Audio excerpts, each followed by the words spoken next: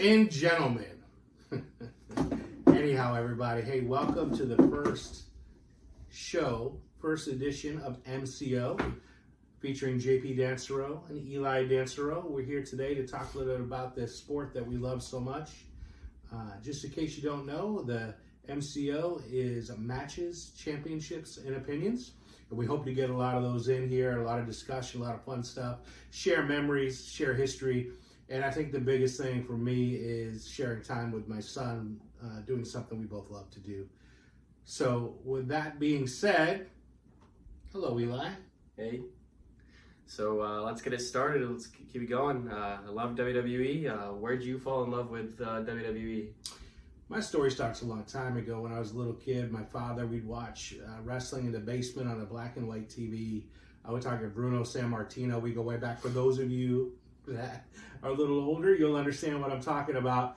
I had my first encounter with Captain Lou Albano as a little guy, and fell in love with this sport ever since, and it's been no looking back. Saw the first WrestleMania on a big screen TV at a movie theater in my hometown, and it's been a journey of excitement and fun, and just something we both love to do, and I'm honored to get to share that with my son here. So what about you, Eli? Well, started probably about 10 years ago now. You put it on the TV for me, and ever since then, I've loved it so very much. And by the way, his mother didn't really like that too much, but it's okay. I still love it to this day, and will never stop loving it. That's cool. That's cool. That's what we're talking about. So I got another question for you. Sure. All right. Who was your favorite wrestler growing up, and who is your favorite wrestler now? Ooh, man, that's a lot of tough questions with that one, but okay. Roddy Piper, without a doubt, is my hero. Somebody who I looked up to. I thought was the most amazing guy on the mic. His promos were historical. The Piper's Pit show started all this talk. Really, if you think back a long time ago, a lot of these camos that people do in the ring was really saved for outside the ring on a show like Piper's Pit. Now they do it every week live and in the ring, and it's a little unique. But Rowdy was the one who really, I think, set that off and was the role model for probably hundreds of wrestlers when it comes to how to hold yourself professionally and entertain in the ring, and be able to to be able to talk to folks and create the excitement that only Rowdy could bring to the table. Now Seth freaking Rollins, man. Seth Rollins is the greatest wrestler in the WWE, hands down. Okay. I do agree Seth Rollins is pretty good, but in my opinion, my favorite wrestler, well, growing up, was John Cena. Can't get any better than John Cena when I was young. My favorite wrestler right now, CM Punk. It's a little divided over here, but I don't know what to say. CM Punk, best on the mic, great in-ring wrestler. I agree that Seth Rollins is a great in-ring wrestler and a great promo worker. Both are amazing. Listen, I'm not going to take anything away from CM Punk. He's an amazing professional, accomplished wrestler, one of the hottest guys in the sport, obviously, but he does not rise to the level of a Seth Rollins, I'll tell you that. Not even close. Hey, whatever you gotta say, man. Okay. Whatever you gotta say. Listen. We'll agree to disagree on this, but Father always knows best. I've been around a lot longer, so he'll learn. Cult of personality always lives on. All right. Next up, I think we gotta talk about this upcoming pay-per-view that's coming. Crown Jewel. What are we looking to see out of it? Well, it's exciting. You always want to go to Saudi Arabia on a long trip like that. They put on a marquee show because they have to. I think that's... Wait. This isn't Saudi Arabia. We're in Riyadh. No, not Riyadh, Saudi Arabia. This is Perth, Australia. Isn't it Perth, actually? Yes. Really? Well, I guess I blew that one, huh? Isn't paying attention, folks. Yes. Better double check that one, man. No. Saudi Arabia's got Royal Rumble. They were just there. Oh, yeah. Okay, my bad. Oops. Well, there you go. The old man lost it again here.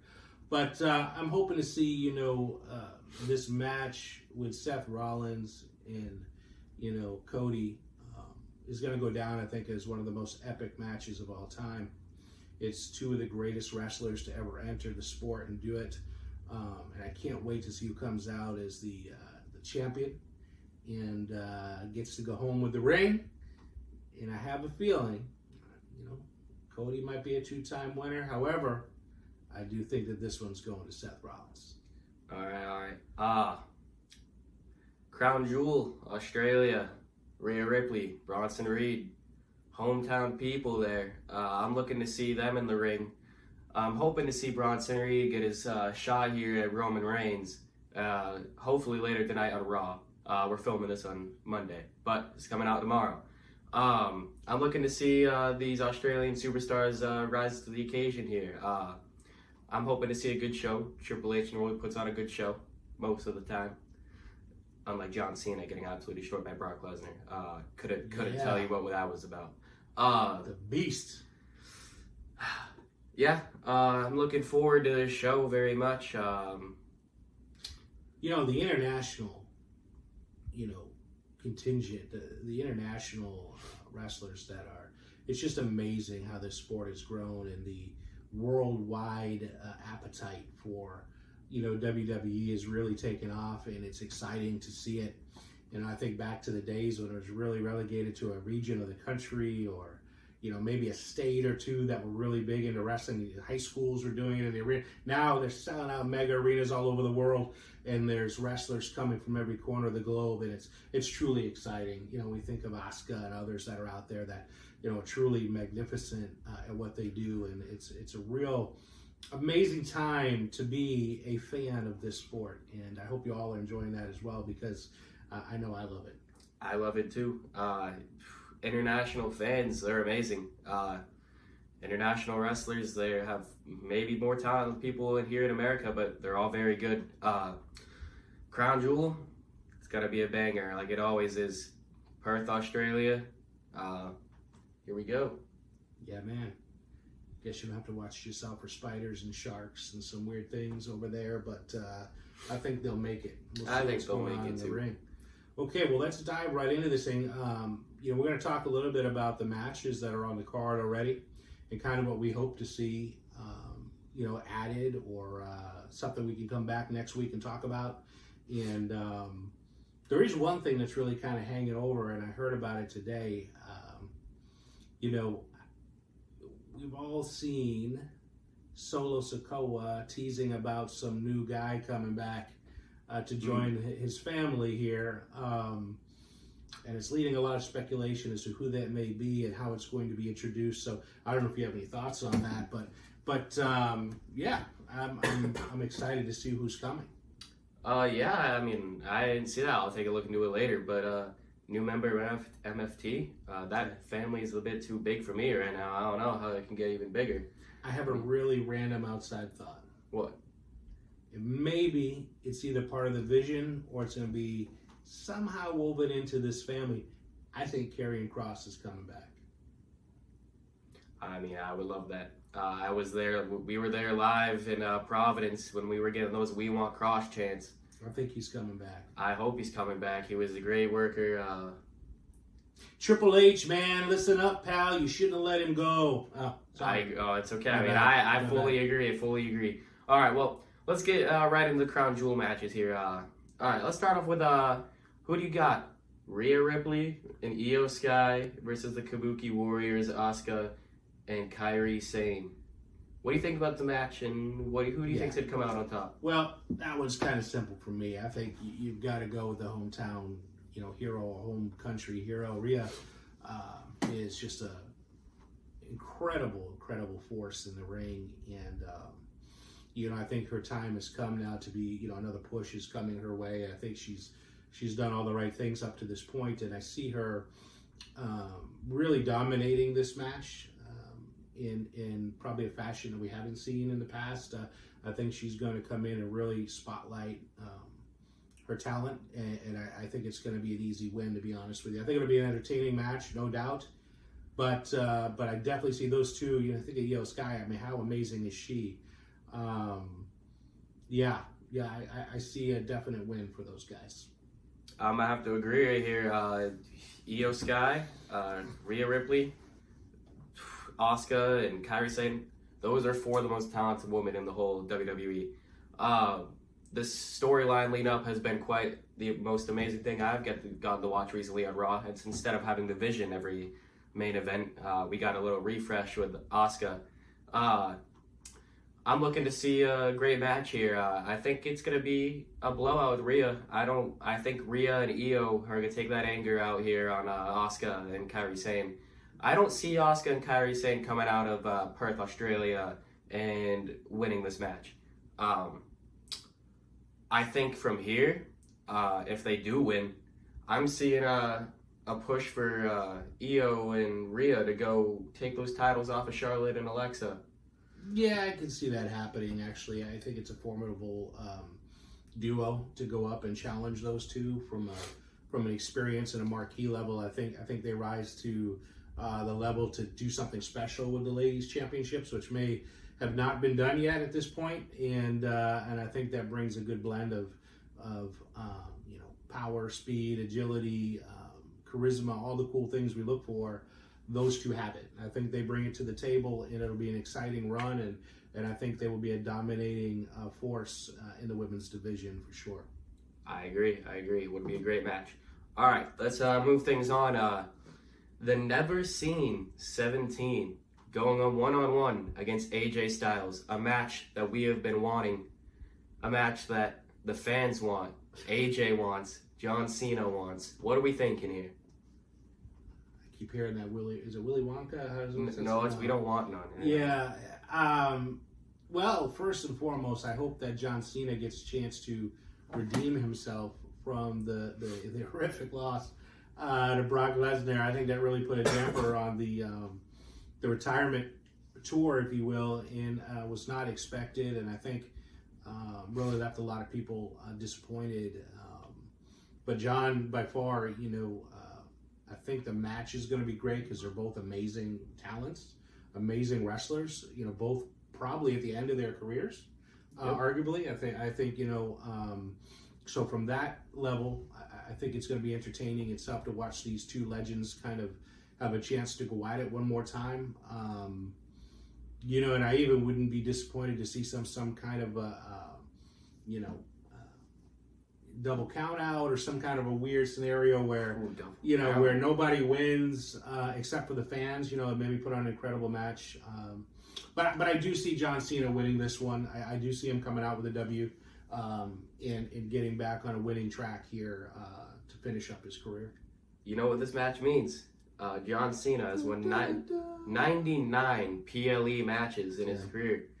He wins. This is 100th. Yeah, I definitely see that happening. I don't think they're going to do that to him. I think the payoff, the push with, listen, I know the Beast is amazing, and Brock Lesnar is just a freak of nature out there.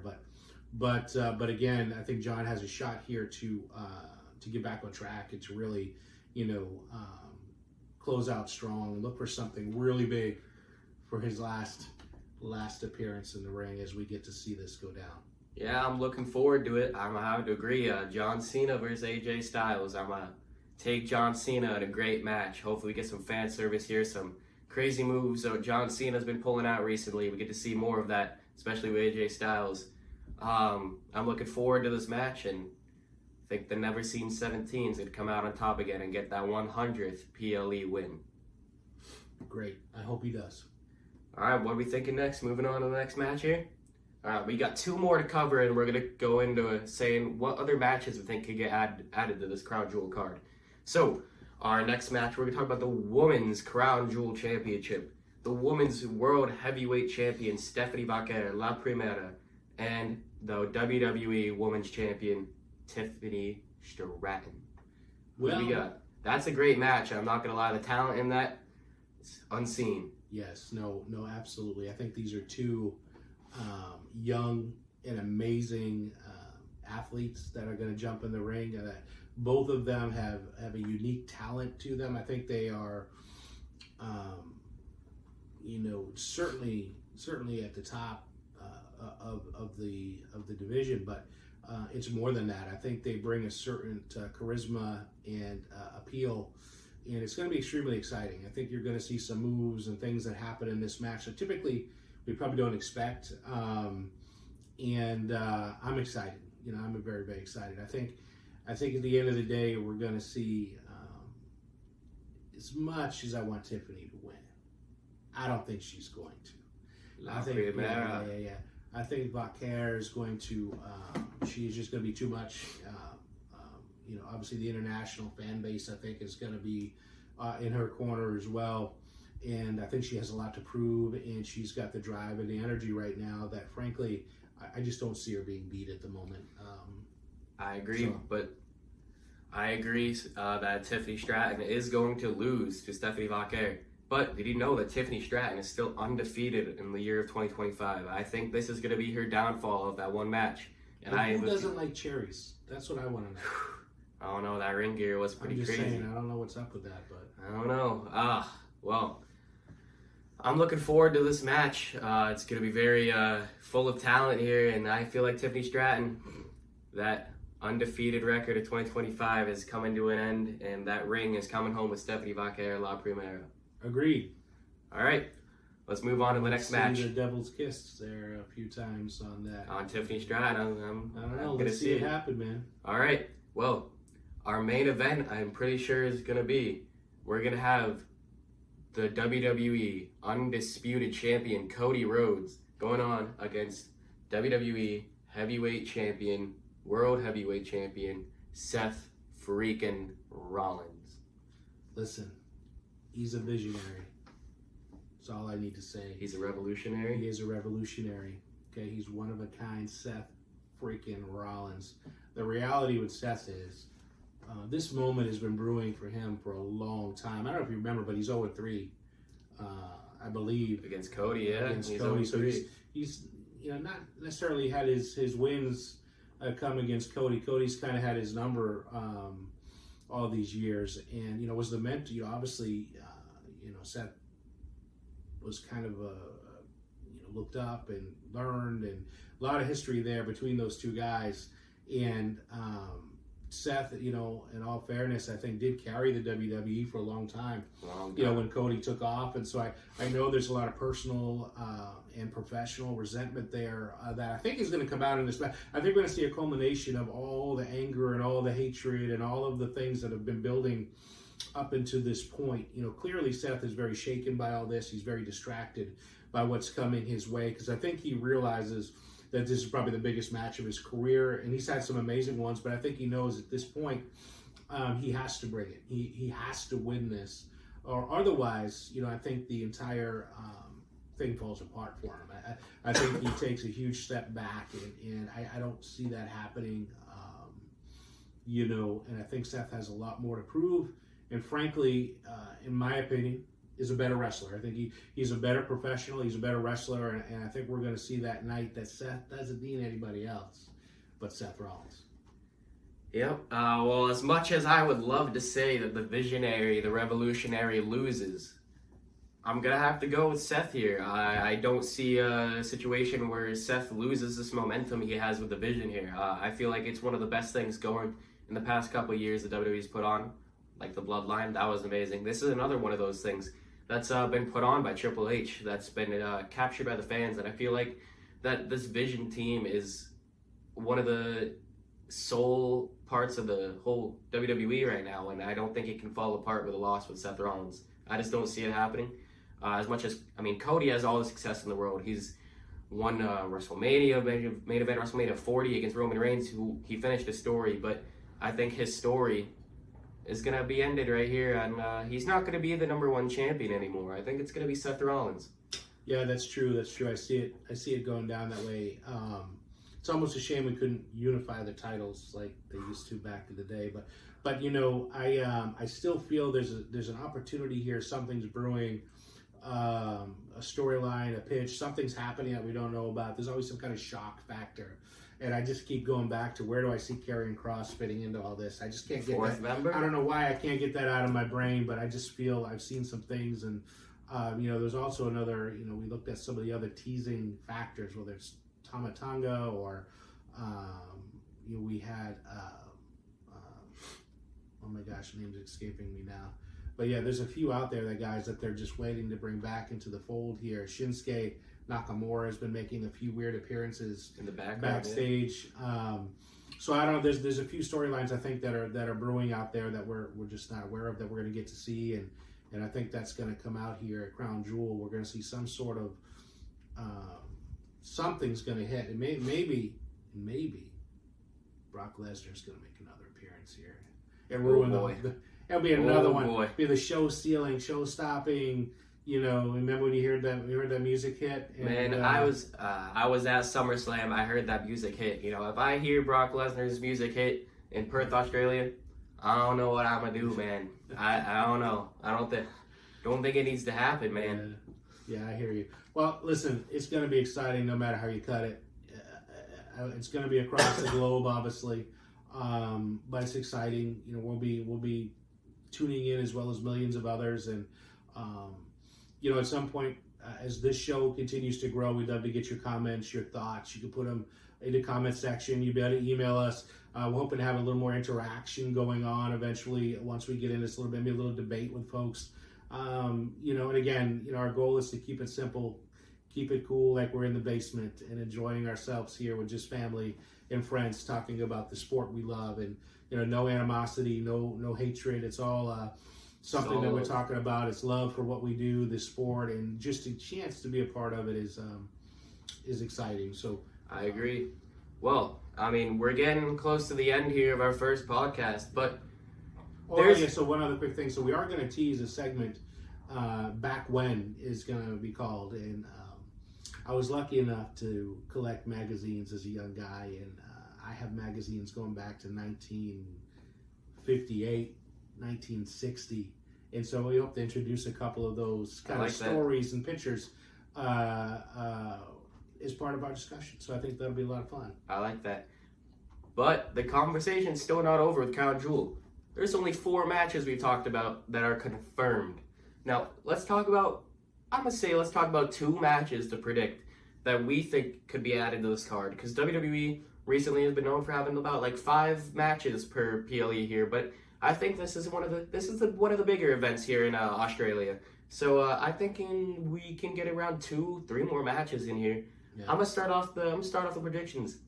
I have Roman Reigns taking on the hometown man Bronson Reed. What do you think about that? Yeah, I can almost see that it's a rollback. I think it makes some sense to it. You know, obviously the tribal chief. I think he needs to be on this card. I think they have to have him back. It's definitely, you know, his absence has been noticeable, and I think they need to figure out a way to get him back in quickly. And I hope that maybe that's the right way to do it. And I think if he does do that, I think that's a win for our tribal chief. I think he's going to take out. You think he's taking out the hometown hero? Yeah, the tribal thief. That's kind of silly. The thief is about to get put in jail, man. What?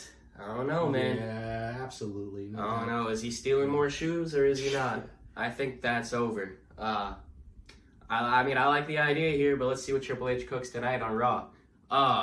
So our next match, what I'm predicting. What do you predict here that we could both predict? You know, I think there's got to be a way for them to get Drew McIntyre back into this. Oh, I like that. I think Drew's got to be. Where's Randy Orton fitting in? You know, where's that kind of a mix coming from? As they kind of determine the next person, a contender. It'd be a shame if those guys are not in it. I think they'll have to find a way to make that happen. Have you been seeing what's going on SmackDown recently with Jacob Fatu going and scrapping with Drew McIntyre? I like that idea. I can see it very much happening. Yeah, very late edition match here on Friday. Yeah, you know, and also I think, you know, Jacob Fatu has to, again, that match was a little bit of a letdown at the last PPE, and I think he has to come back. Yeah, and you know, and really, you know, shine, because he is an amazing athlete, and I do think that's a good possibility. I think that's a great one, actually. I do. Yeah. Well, I'm gonna give one more prediction. Tonight we have CM Punk returning, but we don't know what he's here to talk about. I mean, we could guess that he's here to talk about Seth Rollins, but you know who's always gonna be with CM Punk? You never know. We haven't heard that AJ Lee is gonna be here tonight. I think that AJ Lee is going to be here tonight on Monday Night Raw.